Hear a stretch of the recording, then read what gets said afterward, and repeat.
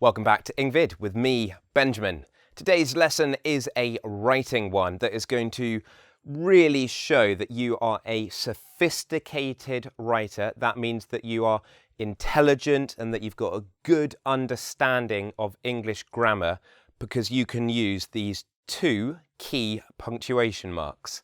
Introducing, on my right, the semicolon. Looks a little bit like this, comma with a full stop on top. And on my left, the colon. No, I'm not talking about your posterior. I am talking about this. ... Okay, first, the semicolon. What's it used for? A semicolon is used to replace a conjunction or full stop. Okay, so rather than lots of boring short sentences, I spice things up by putting in a semicolon. What it does is it connects two closely related ideas. So instead of saying, they love chocolate, full stop, I can't stand it, or they love chocolate and I can't stand it, you put a semicolon in there. It just gives a better effect. It's just more interesting the way it sounds and the way it looks on the page. Second way in which we use a semicolon, to separate items in a list. For example, this is talking about a pudding that I'm making, a dessert, if you don't use this English word here. For the pudding, I need, okay? Spot the colon, we'll talk about that in a moment. Now, we are putting these semicolons to separate the ingredients for the pudding. Berries, fresh summer ones. Okay, so that's one. It's the berries. This is the description of the berries. Okay, I put the semicolon after I finish talking about the berries. Milk. Now let's give a little bit of detail about the milk. Full fat milk, always tastier. Okay, put a semicolon after that. A new whisk, because I stood on the last one. Okay. And, okay, so we don't need a semicolon here because we're using and then you put the final secret ingredient. Let's move over to the colon. Colons introduce lists, like we have just seen here.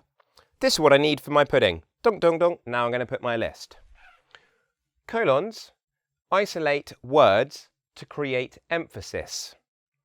He knew what he was feeling. Fear. You might want to have a look at my lesson on suspense and tension writing because we cover lots of sentences like this. Colons also introduce quotes. So if you're doing an academic essay and you're saying idea, idea, idea, idea, idea, now I need to take someone else's idea and write and sort of put it in speech marks before you use that person's words. Yep, you use the colon. Okay, so if I was writing an essay about Shakespeare, just before I used Shakespeare's words, I would put the colon. Okay, we're going to look at a passage now, and we're going to think about when we should use a semicolon and when we should use a colon. So here we are with a little passage that I have just written for you. I'll read it out to you. As I'm reading it, I want you to think of where the semicolons and colons should go.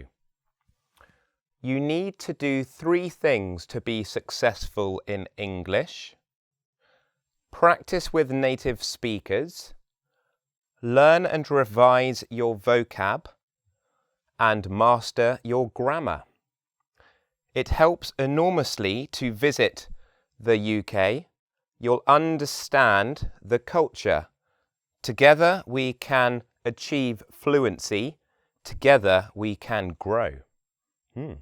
What do we think about that? Okay, so let's have a look. You need to do 3 things to be successful in English. And then it starts saying what those things are. So what we have here is the start of a list. Remember, if you're introducing a list, you need to put a colon. There we are, a colon to introduce my list. Now we have 3 things that we need to do to get better at English. What do we do to separate items in a list? That's right, you put your semicolon. So we'll just put a dot there, one there, and then you don't need one here. It helps enormously to visit the UK. You'll understand the culture. So this here, we're starting an explanation. We're giving an important reason. So I would say that a colon is required there. Also note that the dot there, the full stop, still remains after the K because we need that K as an abbreviation for United Kingdom. You'll understand the culture. Together we can achieve fluency. Together we can grow. So what you have here, the comma, is quite a weak punctuation mark.